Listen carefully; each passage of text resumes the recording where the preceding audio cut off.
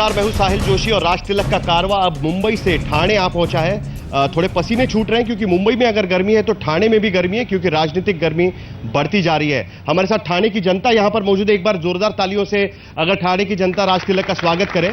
और यही ठाणे की जनता आज सवाल पूछेंगी दो नेताओं से, क्योंकि ठाणे में एनसीपी और शिवसेना के बीच काफी जबरदस्त टक्कर है। हमारे साथ है मधुकर देशमुख, शिवसेना से है। शिवसेना इस बार ठान रखी है कि ठाणे में एक बार फिर वो अपना बस्तान बसा लेंगे। दूसरी तरफ है निरंजन डावखरे, जो एनसीपी के विधायक हैं और इनके जो उम्मीदवार हैं पिछली बार जीते थे और इस बार एनसीपी को उम्मीद है कि कम से कम ये सीट वो पक्का बचा सकते हैं मुंबई और ठाणे के इलाके में। ठाणे एक ऐसा शहर है कि मुंबई से लगा हुआ शहर है, मुंबई में भीड़ है तो ठाणे में भी भीड़ है। सबसे पहले मैं पूछना चाहूंगा एनसीपी से कि क्या ऐसा काम किया हुआ है, क्योंकि ठाणे है, नवी मुंबई है, मीरा रोड है, भाईंदर है, सारी ये विभाग जो है वो मुंबई की भीड़ को रहने वाले लोग यहां पर रहते हैं। यहां से कई सारे लोग मुंबई में काम के लिए जाते हैं, उनके लिए क्या किया हुआ है?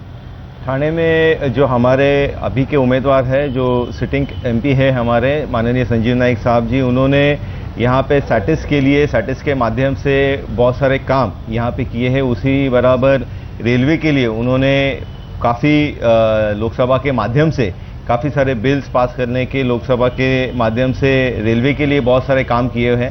और निश्चित ही जो सैटिस का एक डोम हम लोग ने प्रपोज किया है, वो भी एक अच्छा रेलवे के सभी, क्योंकि आप जानते हैं कि थाना एक माइग्रेटिंग सिटी है।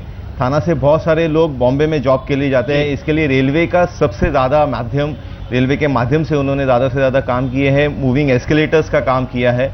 वहाँ पे जो ब्रिजेस रेलवे के लिए है, वो सभी ब्रिजेस के काम उन्होंने किए। रेलवे के ऊपर काफी काम किया हुआ है। विकास के कामों पर आप वोट मांग रहे हैं, भावनात्मक मुद्दे का कोई इस्तेमाल नहीं किएगा। शिवसेना किस तरीके से इनको हराएगी? ये सैटिस के ऊपर जो अभी जवाब दिया है वो काफी गलत जवाब दिया जा रहा है एनसीपी की तरफ से।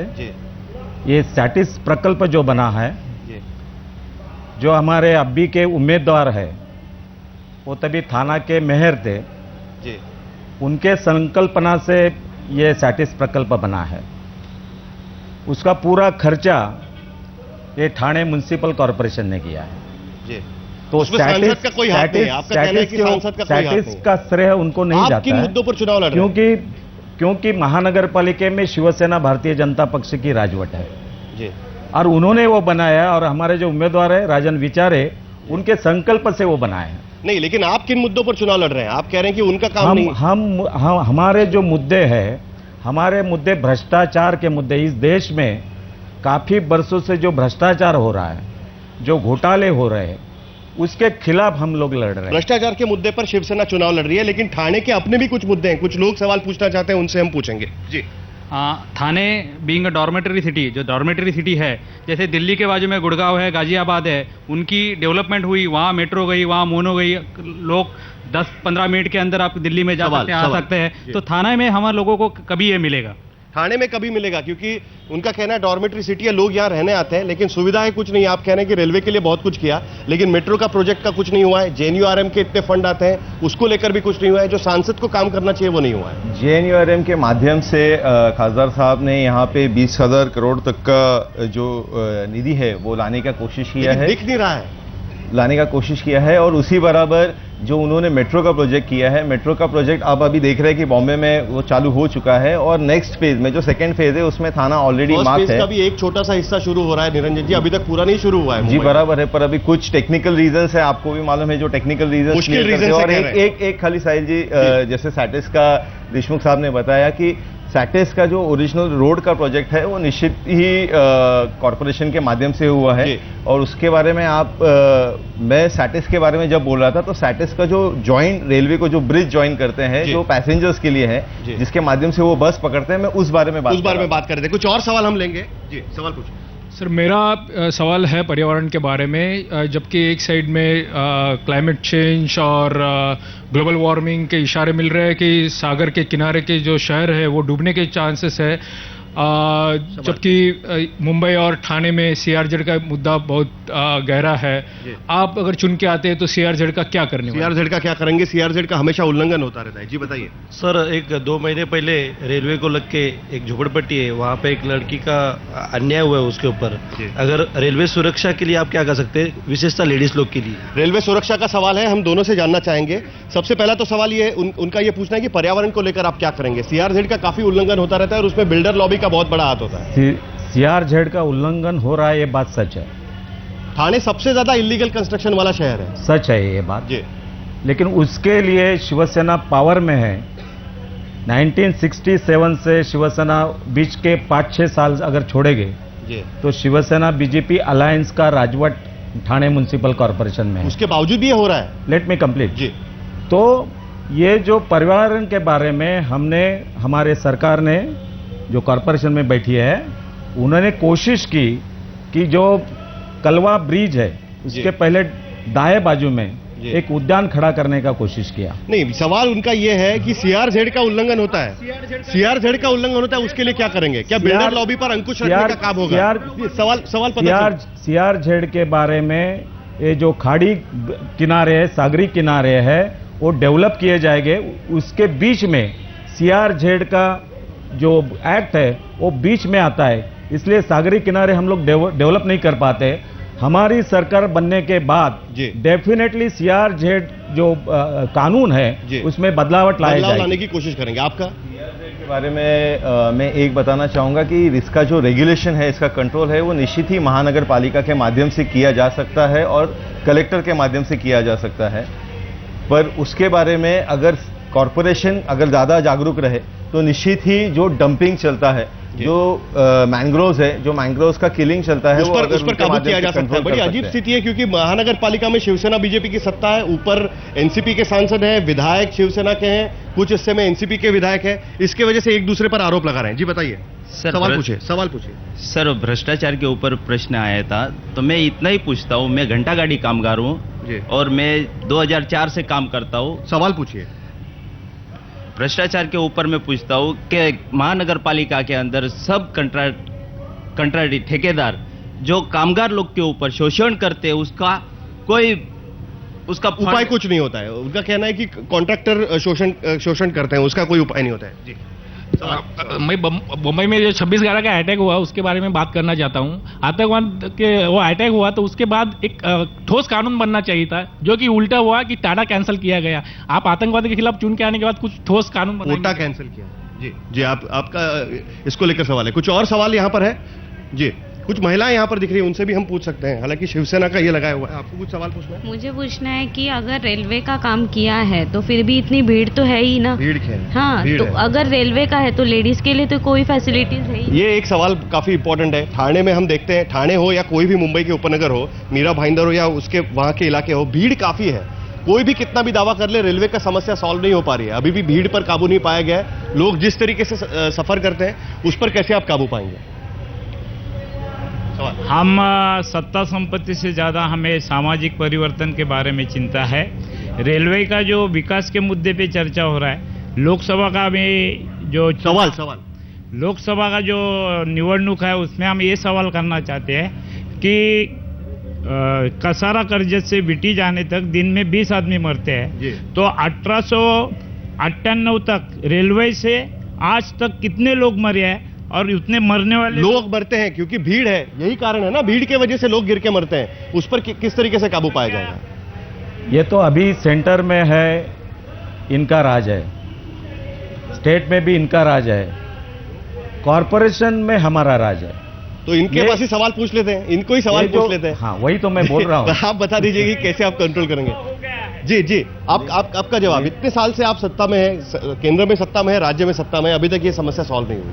जैसे कि आपने ही बताया कि यहाँ पे रेलवे स्टेशन पे हमेशा भीड़ रहती है और स्पेशली थाना बीइंग अ डॉर्मेटरी सिटी, यहाँ पे सबसे ज्यादा भीड़ होती है क्योंकि इसी वजह से जो सैटिस का मैंने आपको बताया, जो जॉइनिंग ब्रिज है, जो पुल्स है, जो काफी देरी हो स्टेशंस चुकी के है ना, ऊपर के जो कई पुल्स साल पहले ये सब होना नहीं, चाहिए। उसका जो एक्सपांशन किया हुआ है, आप अगर थाना स्टेशन पे आज भी जाएंगे तो आज भी जो 2 बड़े पुल बने हैं, उसके साथ में जो सीनियर सिटीजन और प्रेग्नेंट लेडीज के रेलवे की escalators भीड़ किए गए भीड़ हैं, अंदर की भीड़, रेलवे के अंदर जो भीड़ है उसको कम करने के लिए क्या उसके लिए ज्यादा गाड़ियां बढ़ाने के लिए, तुर्भे और इसके बीच के भी रेलवेज बढ़ाने के लिए, महिलाओं के लिए स्पेशल ट्रेन बढ़ाने के लिए भी हमारे सांसद ने कोशिश की है। ठाणे रेलवे स्टेशन सबसे ज्यादा उत्पन्न देता है रेलवे को, ये मैंने सुना है। जी बताइए, सवाल पूछिए। मैं लघु उद्योग से हूँ जी ठाणे में लघु उद्योग की नींव रखी गई वागले स्टेट में जी और यहाँ पर लघु उद्योग के लोगों के लिए आप क्या कर रहे हैं? इंस्पेक्टर राज जो है उसको खत्म करने के लिए टैक्स रिफॉर्म्स पहली चीज और दूसरा लेबर रिफॉर्म्स। उद्योग बंद भी हो रहे हैं, उद्योग बंद हो रहे हैं, ऑलमोस्ट बंद हो चुके हैं। 80% of the industries are close. 80% of the industries are close और इसके लिए आप दोनों जिम्मेदार होंगे। इसका जो रीजन है, जी 1993 में जी तभी राव सरकार था, राव प्राइम मिनिस्टर थे, जी उन्हें जो एग्जिट पॉलिसी लाई, जी वो कंटिन्यू की है आपके सरकार ने भी, आप सिर्फ उन पर मत डालिएगा। नहीं वाजपेयी सरकार के समय भी वो हमने continue हमने नहीं है। कंटिन्यू नहीं किया, हमारे सरकार ने कंटिन्यू नहीं की। जी लेबर रिफॉर्म्स की बात है आपके इसमें। हाँ वही, हमने आईटी क्षेत्र में काफी जॉब क्रिएट किए, काफी जॉब। कैलाशवासी कॉन्ट्रैक्ट वाले प्रमोद जी जॉब हो गए ना, महाजन जो तो आईटी मूलभूत जॉब क्षेत्र है। में इतने जॉब क्रिएट किए, लेकिन ये सब इसमें ये सरकार ने बिल्कुल उस टाइम और आज तक कुछ भी काम नहीं किया है। इंडस्ट्रियल सिटी थी ठाणे, खत्म होती जा रही है। नहीं, ये थाना इंडस्ट्रियल सिटी करके खत्म हो रहा है, ये आप बोल रहे हैं वो सही है, क्योंकि उसका प्रमुख रीजन जो यहाँ पे ऑक्ट्रा लिमिटेशंस है, महानगर पालिका जो रेगुलेशंस करती है वो है। उसका सेकंड एग्जांपल बाजू में जो नवी मुंबई महानगर पालिका है, वहाँ पे अगर इंडस्ट्रियल बेल्ट पड़ रहा है, वो भी हमारे लोकसभा क्षेत्र में आता है, तो वहाँ पे अगर इंडस्ट्रियल बेल्ट पड़ रहा है, यहाँ पे अगर इंडस्ट्रियल बेल्ट खत्म हो रहा है, तो ये यहाँ की महानगर पालिका को सोचना जरूरी है। तालियां बजा रहे हैं। अच्छा, कुछ और सवाल यहाँ पर है। जी मैन्युफैक्चरिंग इंडस्ट्री बंद हो रही है, खाली आईटी और मॉल के क्षेत्र के लोगों को काम मिल रहा है, बाकी के क्षेत्र बंद। जी और कुछ पीछे भी लोग हैं, उनसे भी सवाल पूछ सकते हैं। और किसी को सवाल पूछना है?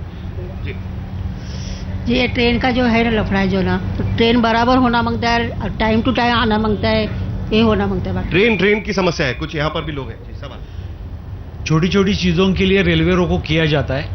कोपरी ब्रिज जो एक्सपांशन है लास्ट 10 साल से होल्ड है इशू, हम लोग पर्सनली उसके अंदर फाइट कर रहे हैं।